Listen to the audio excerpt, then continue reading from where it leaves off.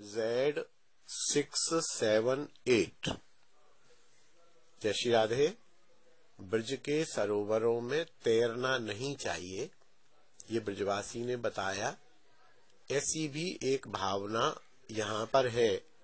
उसका कारण है कि ब्रज के जितने भी सरोवर हैं वो सब कहीं न कहीं प्रिया प्रीतम की क्रीड़ा से, प्रिया प्रीतम की केली से।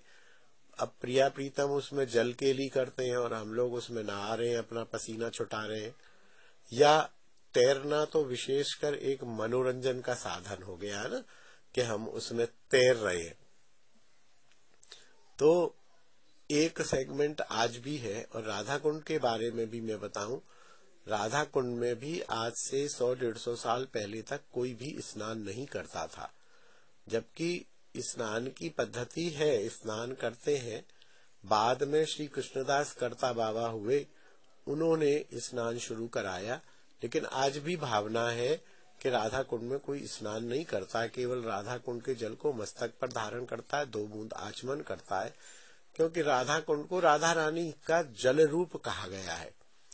अब ऐसे तो गंगा भी कृष्ण का जल रूप है, फिर भी अपनी अपनी भावनाएं हैं।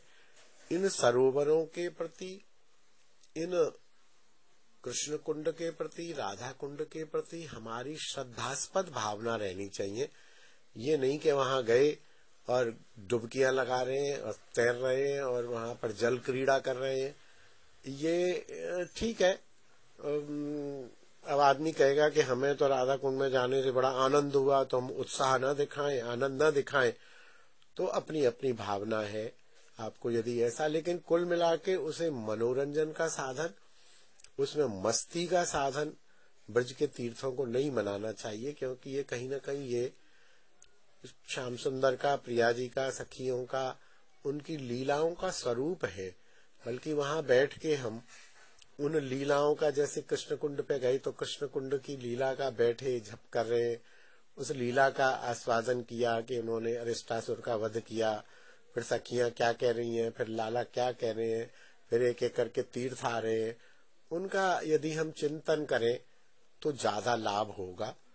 और फिर भी आपका मन करता है तो जैसे आपका मन करे वैसे आप करें। फिर भी ये मत है, और मैं निवेदन करूं कि मेरी भी धारणा कुछ ऐसी है कि पहले तो मैं राधा कुंड में स्नान किया है, बहुत बार किया है, लेकिन अभी 10-15 साल से शायद मैंने स्नान शायद नहीं किया, क्योंकि मैं भी जाके प्रणाम, आचमन और मस्तक पर जल धारण करता हूँ। मुझे भी ऐसा लगता है ये साक्षात राधा रानी है, इसमें मैं नहाऊं कैसे, मेरे शरीर की गंध, पसीना इसमें धोऊं कैसे, और इसमें परम वैष्णव दूसरे दूसरे लोग स्नान कर रहे हैं, मैं कैसे इसमें अपने पैरों को डुबाऊं। और आपको बताऊं, मेरे शिक्षा गुरुदेव बाबा श्यामा रमण दास जी वो नहाते तो हैं, लेकिन उनकी आयु उस समय मेरे ख्याल 85-86 वर्ष की होगी।